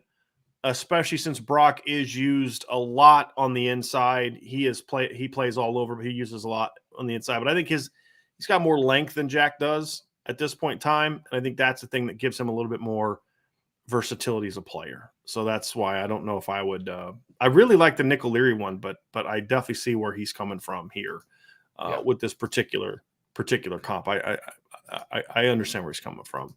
Mm-hmm. We got another one here, Ryan, and from Alejandro Coronel. Would you say Cooper Flanagan is similar to Cole Kmet? Stylistically, yeah. I mean, yeah, Kmet could play in line. Cooper Flanagan's kind of the same. So Cooper Flanagan's a true inline guy where he can do some stuff detached, but for the most part, like you want to put his hand in the dirt, right? Like De La Salle has gotten him very prepared to run block at a high level, work off a play action, be a little bit of a seam runner, but like his frame is what really is the big sell in the passing game. Got a big frame, good hands. That's what I see with him. I think Cole's a little more versatile. Like I think Cole can split out a little bit more than a guy like a Cooper Flanagan, but they are both big body pass catchers that are going to be used more in line than not. I would say there's a lot of similarities in their body type. Yeah. I think Cole's much more athletic than Cooper Flanagan is. I think that here's the interesting thing about Cole. Cole is big, and you'd think a guy that big would be a really good blocker, but he was never a great blocker at Notre Dame. His game was more about catching the football. Well, what you have to understand is up until his senior year, that's pretty much what Cole Kmet was. He was a wide receiver. He really filled out kind of in his last year and a half of high school, and that kind of changed how he was used. But he was more of a he liked to catch the football and do those kind of things, and he was necessarily a natural blocker. And so I think that is kind of where I would say that the similarities end with their size and some of the things that you can do from a skill set standpoint. I think there's some similarities there, but overall, I would say I don't know. I wouldn't necessarily compare them as players from a skill set standpoint at this point. I think I don't. Do you agree with this, Brian? I think that Cooper Flanagan reminds me more of his name just popped out of my mind. He was a defensive player, then he moved to tight end. Troy Nicholas. I think that he reminds me a little bit more of Troy Nicholas than talking about Cooper. Cooper Flanagan. Yeah, I would agree with that. Just more in that traditional role. Sure. I'm gonna call a little audible here, Ryan, because we're gonna continue rolling through questions, but we're gonna bring in a special guest here, and that is the man of the hour here let's get it in here. Everybody wants to look at you, Jack, not me. So let's get you in there. This is Jack Larsen, everybody. Notre Dame's latest commitment in the 2024 class. Jack, how you doing, buddy? I'm good. How are you guys? We're doing great. We're just talking about you, basically. So people are asking questions. A lot of excitement about your decision, man. So Notre Dame Nation is certainly happy to have you on board. Yes, sir. I'm pumped. Well, let's, Jack, we were talking about this, and, we kind of gave our opinion, but I want to get your opinion. So first, take us kind of the journey. You had never seemed like you were necessarily in a rush to make a decision. You weren't necessarily going to purposely draw it out, but take us through this last month or two of your process of liking Notre Dame to the point of, okay, this is the move and I'm ready to get this thing over with. Yeah, I mean, I've been up there 4 times. My latest time, I went up there for the Irish invasion camp. Got to be able to get coached by, Coach Parker and, talk to Coach Rees, Coach Freeman. And that's really when I knew. I was going to take more time, but, I was up there. I felt it. And that's really when I knew, this is where I want to be. And I know I want to kick things off. Obviously, Notre Dame's tight ends coach is new. Coach Parker, this is his first year at Notre Dame. How big of an impact did you talked about that working out, but what was it specifically about your time together with him these last couple visits that really made you say, hey, you know what, I could see myself being coached by this guy? It's really very like a genuine person, very personable, very, very good coach, being able to get coached by him at the camp. I could just tell, got to meet his family, great family. And really just like his whole, approach to football, I really liked, and has a ton of experience with, other wide receivers at other schools. And obviously came from the OC job at West Virginia. So, a ton of experience and just really, really excited. Go ahead, Ryan. Jack, I know that we've been talking a lot about the long line of tradition at tight end at the University of Notre Dame. Obviously, I know you talked about academics when you made your decision. You're talking a lot about the relationships that you've been building with the program. There's a great one in the program right now in Michael Mayer. How much have you been able maybe to talk to Michael throughout this process, and what does just being a part of this pipeline of great Notre Dame tight ends moving forward mean to you? Yeah, I was able to, watch him practice and kind of watch how he moves and stuff like that. And it's obviously, the tight end room now and all the tight ends that graduated and are in the league now, and all the ones that are out of the league. The list goes on, and it's just incredible. That on top of everything else Notre Dame has to offer, it's very special. As you went through the process, Jack, and you talked about the Irish invasion weekend was big for you.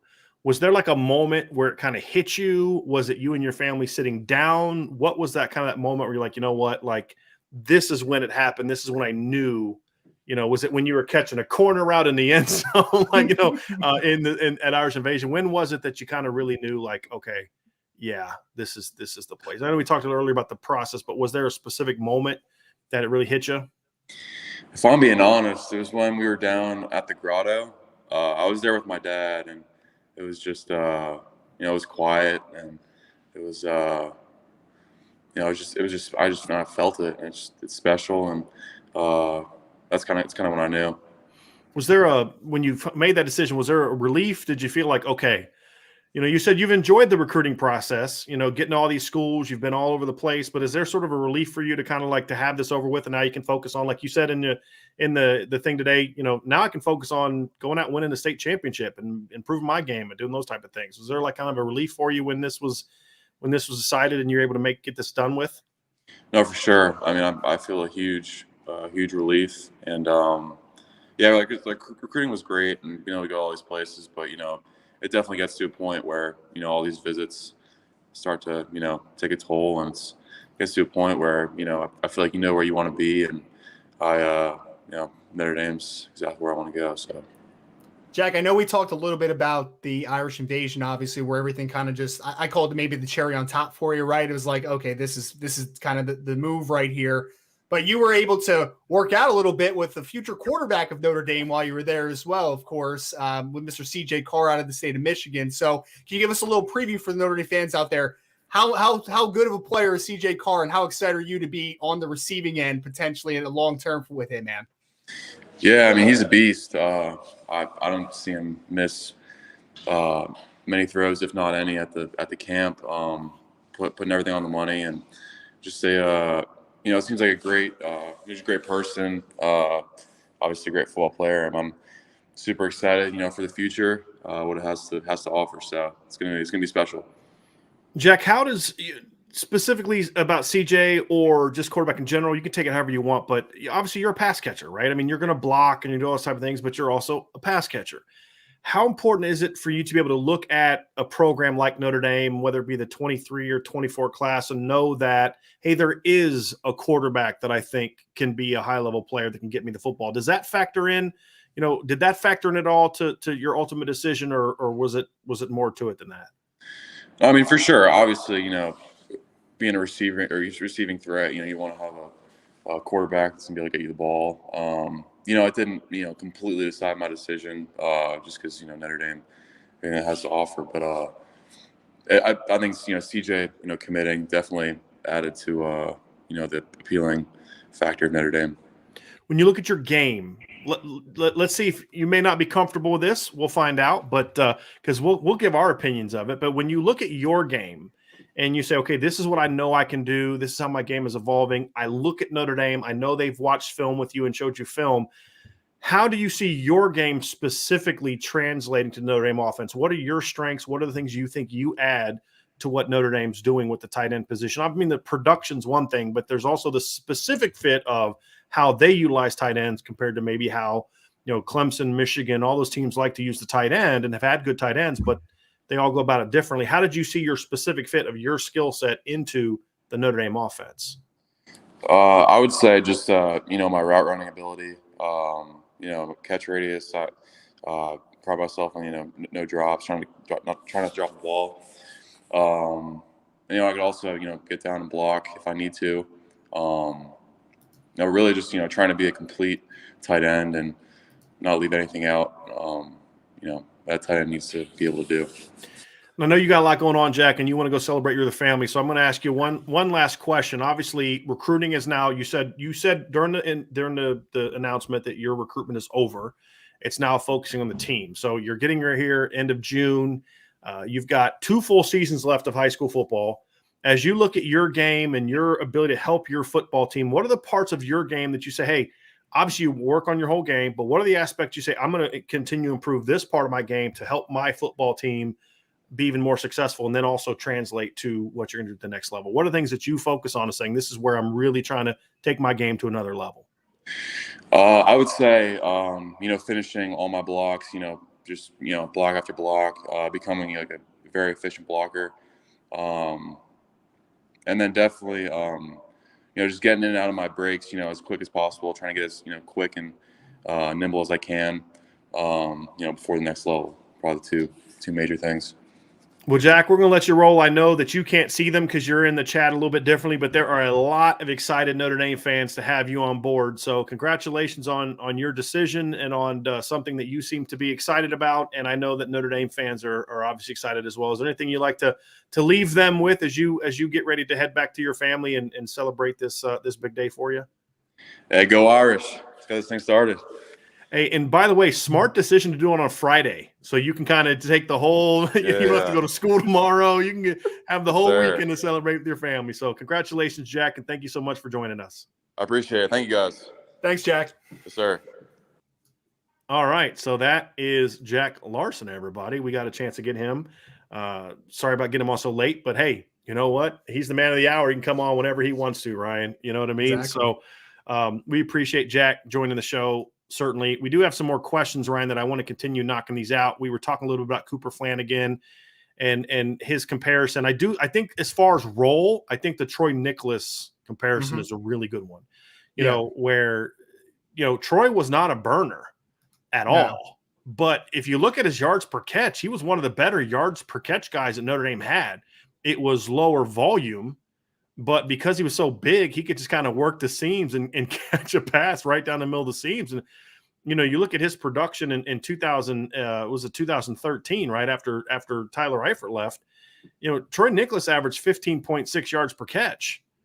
Tyler Eifert the year before was 13.7, and the year before that was 12.8. Michael Mayer's been 11.8 and 10.7. Well, I don't think Troy Nicholas is the athlete those guys were, as far as the elusiveness, but it's a big, tall kid who could do some things. And I think that's a fair comp. But early in his career, Troy Nicholas was a blocker. That's what he was brought in for. And he was recruited. Some people listed him as an offensive lineman. And it's funny, he was recruited as a defensive end at Notre Dame, outside linebacker. He ended up playing that cat position, I think is what it was, where it was like his one start on defense was actually in the Kerry Neal position that had to play in the slot, which I thought was odd. Hysterical. But hey, that's what the Notre Dame staff did, and it is what it is. So, those guys were a little, we'll move on. So I think that's a good comparison, in my opinion. Here's an interesting one from Bobby S. Who is the better tight end prospect in your opinion, Larson or Flanagan? Do we take a second in 2024? We've already addressed the second part about second. I think right now that's not the target, but I do think this is an interesting one. For me, briefly, Ryan, it's Jack Larsen. I have him graded out higher than Cooper Flanagan. Yeah, no, I think Jack is the better player. It's just really tough for me because they're just so different, right? Like I almost want to break these guys up and say like, Flanagan's your traditional inline, and then Larson's more of your detached guy. Like I want to grade them differently because they would grade, depending on where they graded out in certain areas, would be better at that one spot versus the other. But I would say in a vacuum, Larson's a better prospect for me. I think that he has higher upside, obviously, as a pass receiver. I like Flanagan, though. I think both of those guys, specifically that you just mentioned there, they could work together really well. Like really nice compliment. Flanagan in line, and then Larson is that H-back movement guy. That could be a really nice pairing and down the line. I think it's almost like comparing Rodney Gallagher to like Braylon James, right? Like, yeah, they both play receiver, but they bring so much different things to the table. Or projecting, comparing Rodney Gallagher or Micah Tease to Tobias Merriweather. It's almost like a completely different position. And it's like, well, what's your need? If you need a guy to be if your need is a big physical inline blocker, then guess what? Cooper Flanagan's going to be the better player for you here. Exactly. If you're looking for something who's more of an all-around player, then Jack Larsen becomes the player you're going to look for. So I agree with you, Ryan. It depends on what your need is in the different classes. But if we're talking about just where would they rank on a top 250, Jack Larsen would rank higher for me. Not by a ton, but he would rank higher for me, for sure. Like I said, he's 80 to 120. Cooper Flanagan for me is more, I'm actually going to go look where I have him. I think because he was for a little while there my number 2 ranked player in the Notre Dame class on offense. But as I'm just kind of pulling him up here real quick, see what my grade is for him. I have him down as a top 200 caliber player. So that was kind of what I was going to say is like that 150 to 200 area is where I see Cooper projecting as a player. Good football player, but you just know what you're bringing him in for, right? And I think that's also where that Nicholas comparison is good. He's more Ben Koyak and Troy Nicholas from a production standpoint, 30 catches if he's a starter, than he would be a Tyler Eifert, a Michael Mayer, Kyle Rudolph kind of guy. It's fair. From a production standpoint. And a couple comments about this. James Burlington says, we keep stealing recruits from Clemson. Not all of them, but we can't stress enough how important it is that Notre Dame continue to not only land good players, but land good players away from Clemson, Bama, Ohio State, Georgia. That's a big part of this too.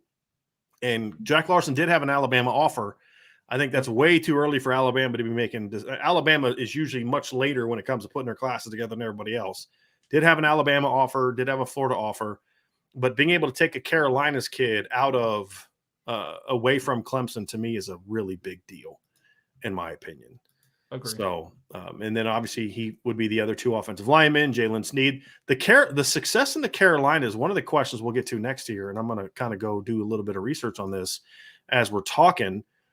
It was up here. Where is it at? Zach Martin asked, how does Notre Dame's haul from the Carolinas the last couple cycles compare to Brian Kelly's classes?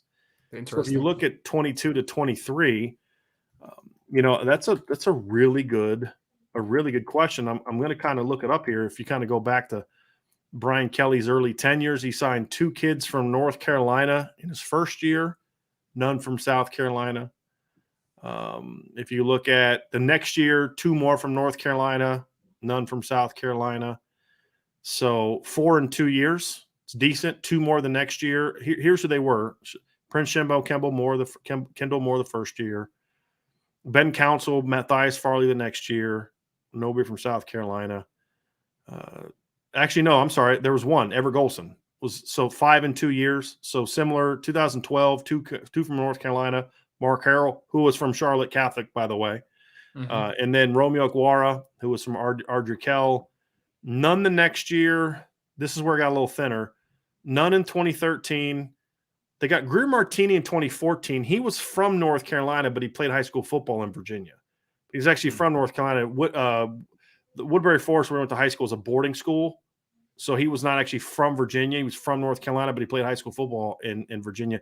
None from the Carolinas in 2015. So you started to see it thin out, right? Only one in 2016. That was Julian Aguara, who they got primarily because he was the brother. They also got Troy Pride from South Carolina. And then the next year, it was just Jonathan Dorr was the only Carolinas kid. The next year, it was Jameer Smith was the only kid from the Carolinas that they got. Then the next year is Osita Ekwanu was the only kid from the Carolinas that they got. They got nobody in the 2020 class from the Carolinas. I'm looking through this.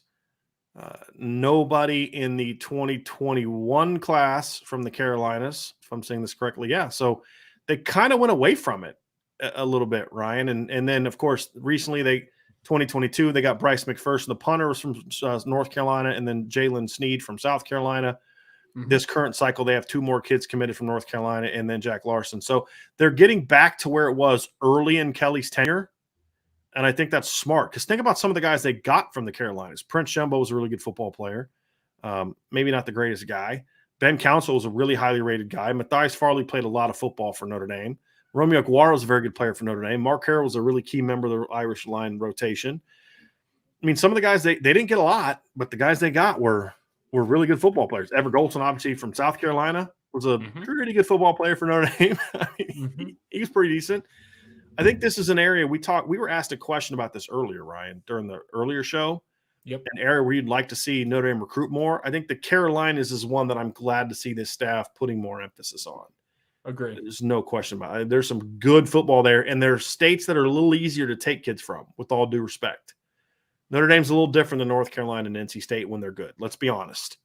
You know, it's different than recruiting kids from Georgia against Georgia, or kids from Florida against Miami, Florida State, or kids from Bama. You know, I mean, just the list goes on. It's a little bit easier. You know, a little harder in South Carolina with Clemson, but, you know, you get a couple chances to beat them here coming up. So, really, really good questions. See here, Jonathan Gabrick, thank you for the super chat. Great get for Notre Dame. Love the relentless recruiting. I haven't been this excited for a season in a while.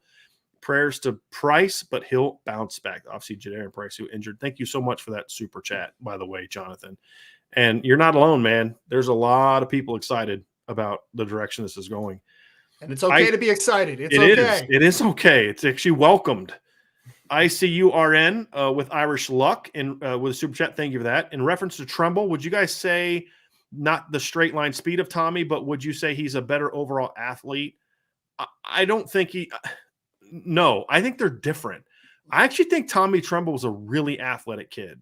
He was. I think Tommy Tremble was extremely athletic, actually. I think Tommy Tremble's thing was he just wasn't necessarily a natural football player. I think that is more of what my issue would be with Tommy Tremble is I just don't think he was a really natural football player, Ryan. And I think that kind of he had good hands at times, but then he'd have drops where you're like, dude, how did you drop that? Like, come on, man. You got to make that catch. There were some troubling drops on his film. I think that's the biggest thing for me is I think that Tommy's a better athlete than a Jack Larsen, but Jack Larsen's ball skills, I think, are just better. Strong hands, just consistency in that department. But then, I mean, Tommy obviously developed into a really good blocker, right? So right. Which is more, I agree. Can be more about other traits than just natural instincts as a football player. Yeah. Sure. But I also think the Notre Dame staff never actually used him the way that they should have, to be completely honest with you. I never felt that he was maximized to the level they should. But part of it was on him. We don't need to get into that too much right now. But I mean, it wasn't just the 40 time for Tommy Trumbull though that graded out well for him, Ryan. I mean, he had some other aspects of it too. I mean, 36.5-inch vertical jump, 10-2 broad. Those are pretty explosive numbers for a 240+ pound kid. He was a really good athlete. Really good athlete. Yep. I would say Jack is a little bit more smooth of an athlete, a little bit more fluid. And then, of course, the overall athleticism is much better. More smooth than explosive. Yep, right. I would agree. Right. So different types of players. So you could maybe count that as athleticism. I mean, for depending on what we're talking about, I'd say Tommy's more athletic. Jack's a little bit more smooth. So they're definitely different kind of players. Bobby Esk asks, is Cooper Flanagan a better prospect than Mac Markway, in your opinion? Does he actually have the potential to play here with all the tight ends that we have? Yes and yes is my answer to that. Yes, he's definitely better than Mac Markway. I don't know if you've had a chance to see Mac Markway, Ryan. He's the tight end at DeSmet Jesuit. He is a blocker. I'm totally fine with the decision for Notre Dame to go with Cooper Flanagan over Mac Markway. I think that was absolutely the smart decision. That's exactly the right decision. I know he's highly ranked, but I never saw that. I mean, I never saw that. I think he caught like 5 passes last year. Is he related to Kyle Markway that went to South Carolina? Don't know. Tight ends? I don't know. Is he from St. Louis? I don't know. I can check. If he's from St. Louis to Smet Jesuit, then I'm going to go ahead and say yes. I'll look it up. But other than that, I do not know the answer to that. But yeah, I'll ask you to watch his film tonight, Ryan, when you get done. I think that was a very interesting. Because I never understood the high ranking for him. And can Cooper Flanagan play at Notre Dame? Yeah, I think so. Yes. Will it be hard? Yeah, it's hard for any tight end that comes to Notre Dame.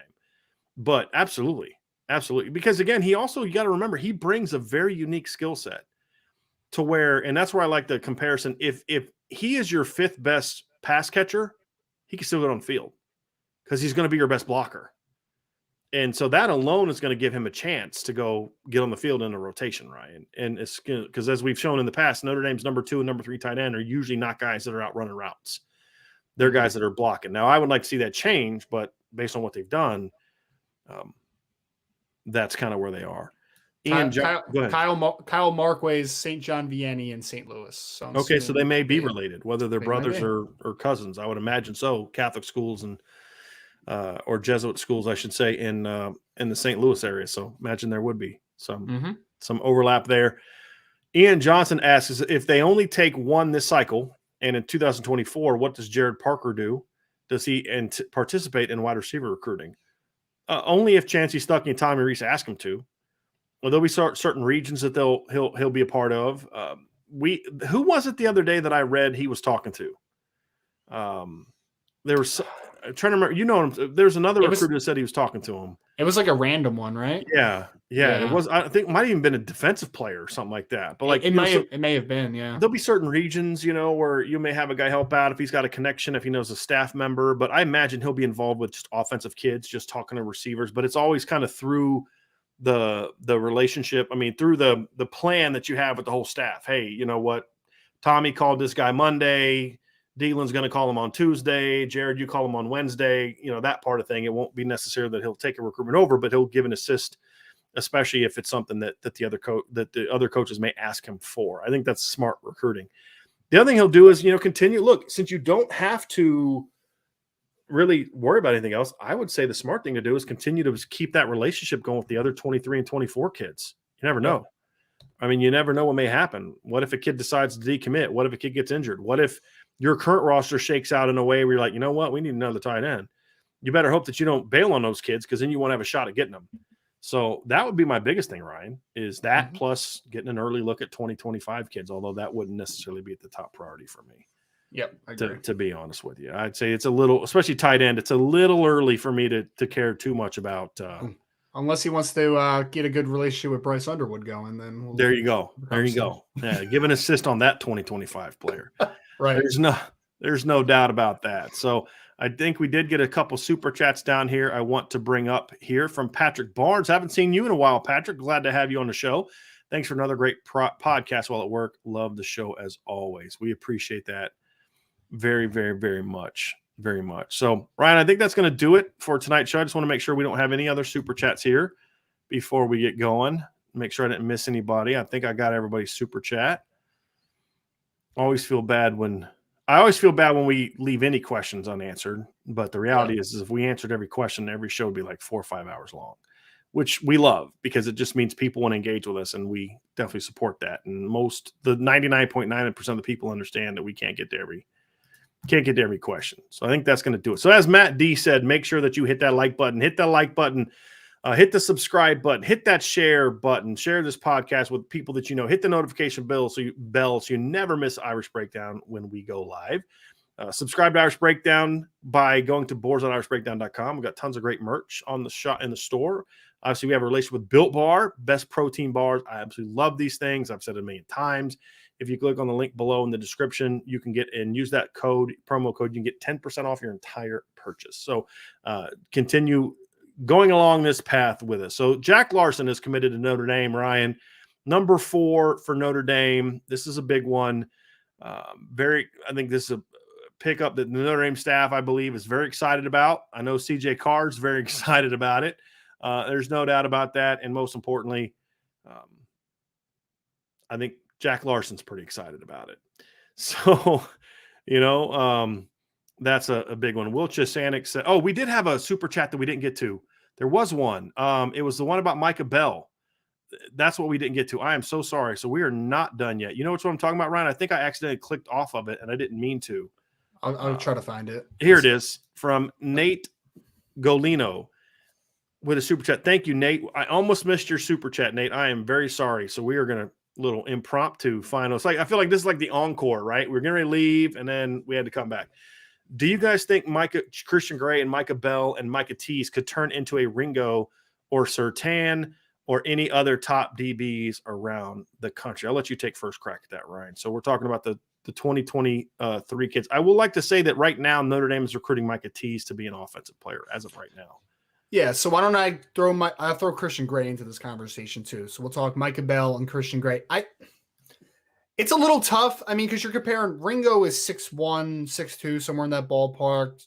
Patrick Surtain Jr. was also 6'2". So they're a lot different body types than like a Micah Bell, for instance. But to answer the question, Nate, yeah, I think that Micah Bell and Christian Gray could develop into two better corners in college football. Yeah, sure. I don't see why not. Especially Micah Bell is a guy that I think just has tremendous upside, man. He's going to be different than the guys that you mentioned, but he's going to bring some dynamic traits to the table. So, yeah, I think they both have extreme developmental potential at corner. I think Micah Bell would be the one I would be more comfortable right now throwing into that category just because he does have the elite skill set. But I've said this before about Christian Gray. Mm-hmm.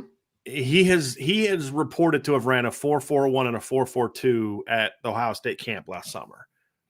If that's accurate, because at times in high school, it's hard to tell. He plays in a league that doesn't throw the ball a ton. Yep. He plays in a league where, to be honest with you, there's some good athletes. I mean, he plays against Jeremiah Love, Jeremiah McClellan, but there's just not a lot of guys that are his athletic level. If he is a legit 4.41 at 6 foot plus with really long arms and really smooth athleticism, then my opinion of him goes way up. And it's just sometimes it can be hard to tell with corners just how fast they are, especially if they're in areas that don't throw the ball a ton, because you just don't see that long speed get tested a whole lot, Ryan. And so, but I know the Notre Dame staff loves Christian Gray, and they think he can be that kind of guy. But the reason I point to him is because if you're going to just kind of go for a comp that is, similar in style, where, when you say other top DBs, that's more broad. But if we're going to get specifically into Keely Ringo and Patrick Surtain, those are big guys. Those are 6 foot plus guys. Micah Bell's not that. Micah Bell's more of, like you mentioned the other day, the Denzel Ward type, right? Like that really dynamic speed athleticism guy. Whereas Christian Gray is 6 foot plus, really long arms, boundary guy that brings some of those things to the table. Those guys could flat out run. And that's the thing that I don't know yet about Micah Gray or Christian Gray. He's a very good football player, top 100 to 150 guy easily. If the speed is what it's reported, then yes, he is a guy to me that could then jump into that category, Ryan. No question about it. Because we both agree that Micah Bell has that upside. Oh, yeah. Right? Now, the speed is what keeps me from putting Christian. I mean, Christian Gray is a much more natural football player. He's got great feet. He's got really loose hips. He's got great length, really smart player. It's just the speed. And at corner, that's a position where that's a little bit more important. than receiver or running back or, some other positions. That's one where you need to see that. To be an elite player, you don't see a lot of 4-6 corners that are elite. The exceptions to that are guys like Richard Sherman, who was the guy that played with him in Seattle, the 6'4" kid. Browner. But they're huge. Yeah. And Christian Gray's not 6'3". He's 6 foot, maybe 6'1". Browner was like 6'4". I mean, huge. He was massive. Those are the exceptions, not the rule. And so that's why I would say that's why that's the only concern I have about Christian Gray. But if his speed is legit and he can play that way in college, he jumps into that category. And along the same lines, we'll kind of finish up with this question from Will Chisanik. He had a question about 2024 corners, Ryan. Let me get to it here real quick. Yep. Here we go. My question is, do you know any top 50 to 100 corners that Notre Dame is targeting for 2024? Ryan, you know of a lot of them. If you want to go ahead and start talking about a few of those guys. Yeah, I mean, I guess the top guy that you probably want to start with, I don't know if you would start with him, Brian, but Ellis Robinson kid that's out of IMG Academy. I know he's amongst one of the top guys. I mean, IMG just has a crazy talented list overall. I mean, if you want to go check out just IMG's defensive backfield, man, they have Ellis Robinson. They got the Hicks kid. That's the top #1 player, I think, according to 24/7 Sports, if I remember correctly, when I was taking a look at that. But, I mean, if we're talking corners in that class, you're going to be talking about guys like Emilio Agard, who's actually on campus now. He's a Pennsylvania kid. He plays at St. Joe's Prep in Pennsylvania. Caleb Beasley's a talented That's kid. The guy. That's where I would start. That's where I would start. You would start Caleb. Well, you saw Caleb Beasley in person, so right. Well, also because I think that's the kid I think of that group they right now have the best shot at. That's fair. Also, but to me, he's a top 50 player to me. That's fair. No question. So it's more the fit and the interest that is why I would start with him. He's long too. He's like 6 foot, 6'1", but he's got thicker. Vines. Yeah, he's a thicker kid too. So that's why I would start with Caleb Beasley. But there's no problem starting when you started. Mike Matthews is another one. He's a kid from Georgia that likes Notre Dame a lot. That is Notre Dame likes him a lot. Eli Bowen. Mbakwe. Eli Bowen. Eli Bowen. I wouldn't know if I'd put him in the top 50 to 100 yet, just because of his size. But if you take, I forgot that you asked top 50 to 100. Yeah, if you take size out of the equation and just talk about football players and take away grade, right? Take away grade and rank. Because when you talk about grade, there's some projection about tools. It's kind of like the draft, right? Like the NFL draft isn't like you take the best player first and the second best player second. There's projection involved. And, like, for example, the who picked first? It was the Jaguars, correct? And they picked first again? Yes. Yep. They didn't take Trayvon Walker because they thought he was the best player in the draft. They think that he is going to be the best player from the draft. There's a difference. And so there's projection, and Eli Bowen is always going to be hurt by the projection because he's small. But if you take that out of the equation, he's one of the best football players in the class. Agreed. That kid is an outstanding football player, and that's why he can bring some value to you. But I don't know if he'd be in that top 50 to 100 category. No. Jalen Mbakwe he's a big-time player. He likes Notre Dame a lot. He released a top 10 recently that included Notre Dame. He's talked about getting up on campus. I need to see that first. I need to see him get on campus first. But Jalen Mbakwe is a name to know. Mike Matthews is a name to know. Caleb Beasley is a name to know. And as Ryan said, Emilio Agard is also another name to know. And I look at him, you're talking about a kid from Pennsylvania. They should be able to have a shot there. Caleb Beasley from Tennessee, they need to be able to have a shot there. I think those guys especially have a shot with. I always get a little bit nervous. I mean, I know Jalen Mbakwe likes Notre Dame a lot. The relationship with Mike Mickens is strong, blah, blah, blah, blah, blah, but he's from Alabama. He's an Alabama kid, and Alabama wants him, right? So, I mean, if they couldn't get A.J. Harris out of Alabama, I'm not going to believe they get a kid out of Alabama until they actually get one. I mean, that's just kind of where I'm at. I'm just going to be honest with everybody. They're going to do their best, and they need to do their best, but that's just kind of where I'm at with that's just kind of where I'm at with that one, Ryan, is I need to see it first. So, but that's a group of corners. That's a list of corners. I mean, and the thing I love is that they are on some really big-time players. I mean, they really are. And if you're able to lock things down now with Bell and Gray, which Notre Dame's hoping to do on July 1st and July 4th, then that gives Mike Mickens a chance to really push on closing out with Josiah Wagner, because then he can put all his effort on Josiah Wagner. But then it's like, okay, now you really ramp things up on the 2024 kids. Now Caleb Beasley becomes your number one priority. Now Emilio Agard becomes a number one priority. Now Jalen Mbakwe, because that's the only chance you're going to have is that you've recruited him harder for a year than Alabama did. I mean, that's the only chance you're going to have with a kid like that.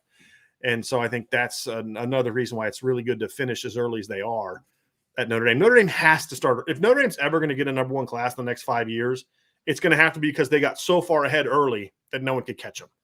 Mm-hmm. Now, maybe if they win a Tyler or so, they can then get to be like Bama, where they can kind of, okay, we're ready to go now and go start picking and choosing players and flip guys and all that. But Alabama needed multiple titles to get to that point. You know what I mean? Like, it takes time to get there. They're not there yet. They got to get these kids early, which means the way to get these kids, Ryan, is to get on them before everybody else. That's something the previous staff never quite understood, that this staff definitely understands, is you can't wait till Jalen Mbakwe's, a junior and going into a senior year to get involved. If you're going to have a shot, you got to get on them now. And the good news is they did. Same with Caleb Beasley, same with Amelia Agard, a guy who at the beginning of the summer wasn't talking about visiting Notre Dame. He came out with a tweet about all the schools he's going to go visit. Notre Dame wasn't on there. Now he's on campus and he's talking about how he loves the place. That's what you got to do. Just got to stay on him, keep recruiting him, and that's going to be the key. All right, so that's going to be it, everybody. Thank you all so much for joining the show. Hit that like button, hit that subscribe button, hit the notification bell, share this podcast. We'll be back probably tomorrow. There's a chance we may have to cancel tomorrow's show. We'll let you know. We may have to start later. We'll have to figure it all out. I'll let you all know what tomorrow's show is going to look like. But that's why you need to stay locked into the channel, and we'll let you know what's going on. So thanks for being with us for both shows today. Great audience, great crowd tonight. Tons of great questions. We appreciate y'all very much. Now we're going to go get dinner and then get back to work. So thanks, everybody, for joining us in the Irish Breakdown Podcast.